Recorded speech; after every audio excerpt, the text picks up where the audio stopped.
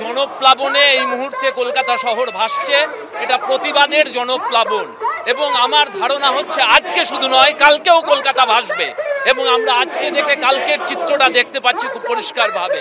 তো এই অবস্থায় দাঁড়িয়ে অবশ্যই আমাদের সামনে মহালয়া আছে, কিন্তু এই যে আজকে স্লোগান উঠছে যে আজকের এবারের মহালয়া হোক, যতক্ষণ না বিচার না হবে আমরা বুক দিয়ে মহালয়া করব না। আমার মনে হয় প্রশাসনের এই মুহূর্তে ভাববার সময় এসেছে যে জুরিতাপ্পি দিয়ে নয়, সদর্থক সঠিক পদক্ষেপ নিয়ে যত ক্ষোভ বিক্ষোভ সেগুলোকে নিরসন করা। তা না হলে কিন্তু হাসপাতাল নয়, রাজপথ অগ্নিকুণ্ড হতে যাচ্ছে এবং সেটা খুব পরিষ্কার।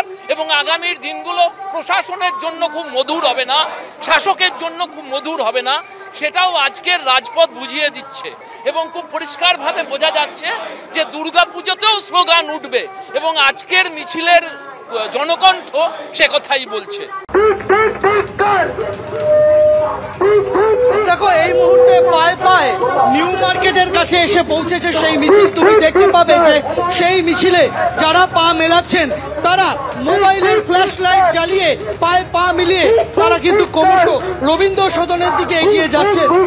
আজকের এই যে মিছিল, সেই মিছিল কলেজ স্কোয়ার থেকে শুরু হয়ে পায়ে পায়ে এই মুহূর্তে ধর্মতলা পার হয়ে পার্ক স্ট্রিট হয়ে বিড়লা তারামণ্ডল হয়ে গিয়ে পৌঁছাবে রবীন্দ্র সদনে।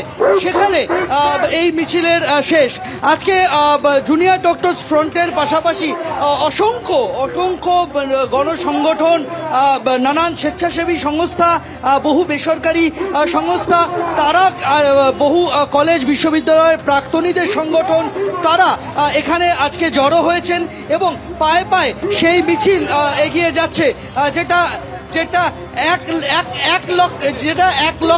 এক লক্ষ মানুষের মিছিল হওয়ার কথা ছিল, সেই মিছিল কিন্তু হয়তো 1 লক্ষ মানুষের জনসমাগম হয়নি, কিন্তু এই মুহূর্তে এই মিছিলের যা অবয়ব আমরা দেখছি তা কিন্তু চিকিৎসকেরা যেটা বলছেন যে তারা যথেষ্ট খুশি যে এত মানুষ পথে নেমেছেন এবং আজকের এই প্রতিবাদে সামিল হচ্ছেন। আমরা দেখতে পাচ্ছি যে চিকিৎসকরা ছাড়াও বহু মানুষ, কলেজ বিশ্ববিদ্যালয় ডাক্তারি পড়ুয়ারা তো রয়েছেন, অন্যান্য কলেজ বিশ্ববিদ্যালয়ের পড়ুয়ারা তারা একেবারে যারা মিছিলে পা মেলাচ্ছেন তারা মোবাইলের ফ্ল্যাশ লাইট জ্বালিয়ে সম্ভবত এটা জানান দিচ্ছেন যে প্রতিবাদে আমি এবং আমরাও সামিল রয়েছি।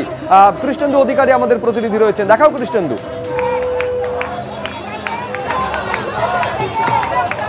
দেখো রাত পোহালে মহালয়া কিন্তু কলকাতার ধর্মতলার যে ডোরিনা ক্রসিং কিংবা সন্দীপ বলছিল নিউ মার্কেট, সেই এলাকা কার্যত প্রতিবাদীদের দখলে।